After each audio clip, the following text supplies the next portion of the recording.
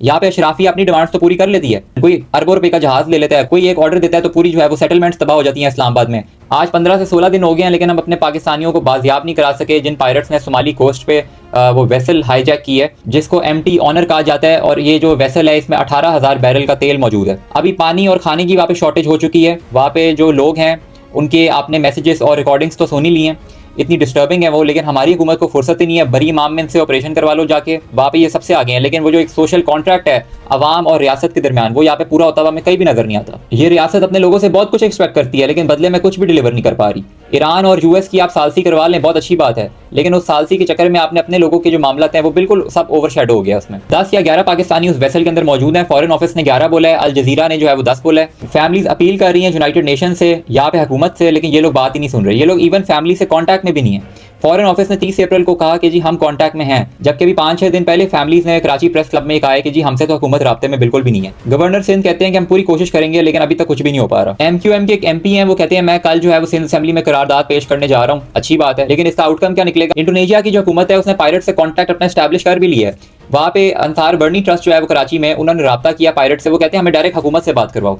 अब हुकूमत इंटरेस्टेड ही नहीं है, क्योंकि वो शायद अभी तक इस मामले को दबाने की पूरी कोशिश कर रहे हैं। कहीं भी हमें इस खबर के ऊपर ज्यादा डिस्कशन होते हुए नजर नहीं आ रही। ये पायरेट्स एकदम से कैसे एक्टिव हो गए? बाय द वे 20 अप्रैल से अभी तक जो है वो 3 ऐसे वाकयात पेश आ चुके हैं। कार्गो शिप अभी 26 अप्रैल को जो है वो हाईजैक हुई। मसला ये आ रहा है कि सोमालिया की जो कोस्ट पे पहले सारी पेट्रोलिंग होती थी, वो अब सारे और दूर जा चुके हैं, क्योंकि जब से यूएस और ईरान की जंग शुरू हुई है, स्ट्रेट ऑफ हॉर्मुज़ बंद हुआ है, और बाबुल मंदिर पे जब से हुथीस ने जो है वो अटैक करना शुरू किए हैं, उसके बाद से पायरेट्स को मौका मिल गया कि अब जहाँ पे, क्योंकि उनको तो खुला मैदान मिल गया कि वो जो भी अब शिप्स गुजरी है, कार्गो गुजरी है, वो उसको जो है वो हाईजैक कर सकते हैं। United kingdom maritime trade operations ने जो है वो इधर का जो थ्रेट लेवल है उसको सब्सटैंशियल डिक्लेयर किया है। इसके अलावा 25 अप्रैल को जो है वो यूरोपियन यूनियन ने यहाँ पे अपनी 2 वॉरशिप्स जो है वो डिप्लॉय की, लेकिन अभी तक उन्होंने कोई इनिशिएटिव नहीं लिया कि उनकी वॉरशिप्स इसी एरिया में मौजूद हैं कि वही जाके कोई हेल्प कर दें। इसके अलावा जो सोमालिया की हुकूमत है, उन्होंने भी इनको तसल्ली दी है कि जी हम भी अपनी कोशिशें कर रहे हैं। पता नहीं भाई, आप उनसे बात करें डायरेक्ट। जब पायरेट्स कह रहे हैं कि हमें बात करनी है पाकिस्तान की हुकूमत से, आप बात करें, उनकी डिमांड सुने। यहाँ पे अशराफी अपनी डिमांड्स तो पूरी कर लेती है, कोई अरबों रुपए का जहाज ले लेता है, कोई एक ऑर्डर देता है तो पूरी जो है वो सेटलमेंट्स तबाह हो जाती हैं इस्लामाबाद में। किधर है वो लोग जो रोज आके हुकूमत की परफॉर्मेंस बता रहे होते हैं ये सोशल मीडिया पे?